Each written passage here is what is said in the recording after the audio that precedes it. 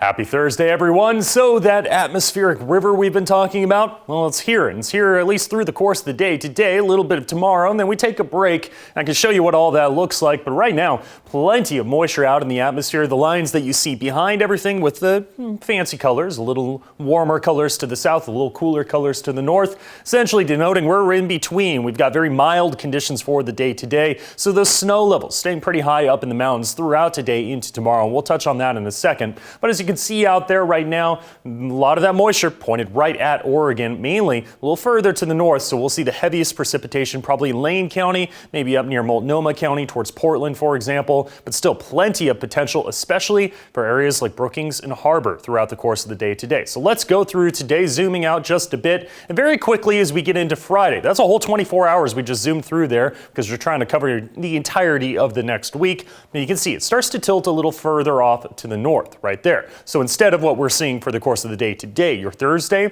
more flat, and this is getting more vertical. Because of that, starting to dry out in areas like Medford, like Northern California, at least for Friday. Then watch what happens as we go over the next couple of days. That, even though it's more vertical, starts to move on in from west to east. And as it does, we see a lot more moisture moving in on Saturday, especially later in the day into Sunday. And a lot of that's coming out of the south as well. So a lot of warm air associated with this next system. Here's the low pressure trough right here, the low itself off to the north. And that combination brings us more rain for Saturday and Sunday. And then we start to dry out because behind that low, you get a high, which builds in Monday into Tuesday. That'll dry us out Monday and Tuesday.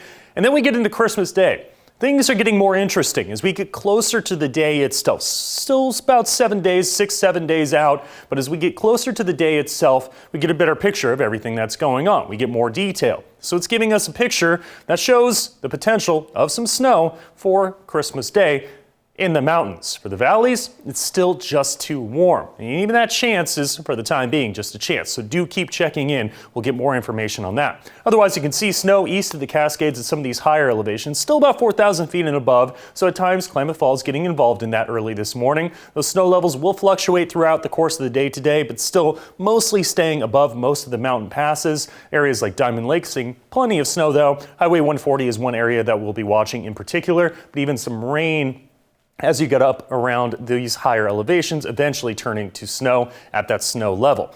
Zoom out a bit more and you can see the atmospheric river pointed right at us. Eventually though, and you can even see it just a bit, this will start to curve off to the north and will dry out for Friday. A lot to talk about, so we'll look at your watches and your warnings as well. A high wind warning for the coast, could see some gusts up to 70 miles per hour, and that advisory for the Jackson County area, well, we're seeing some gusts up to 15 to 35 miles per hour, and then some gusty conditions up to 50 miles per hour possible as well. Winter weather advisory on top of all of this, you've got some wet snow possible east of the Cascades, 3 to 6 inches of snow there. The mountains could see up to around a foot.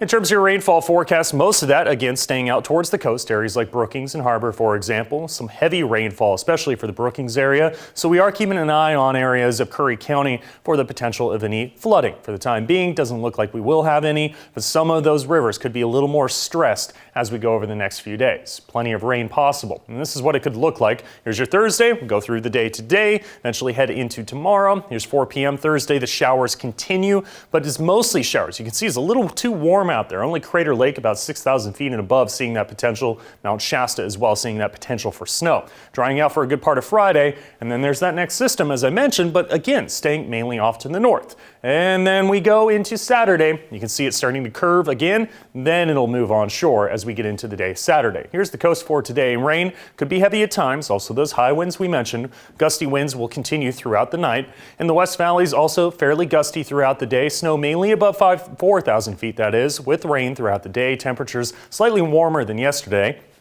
And east of the Cascades, we have snow early, then a combination of rain and snow actually trending more towards rain as we get later into the day and tonight.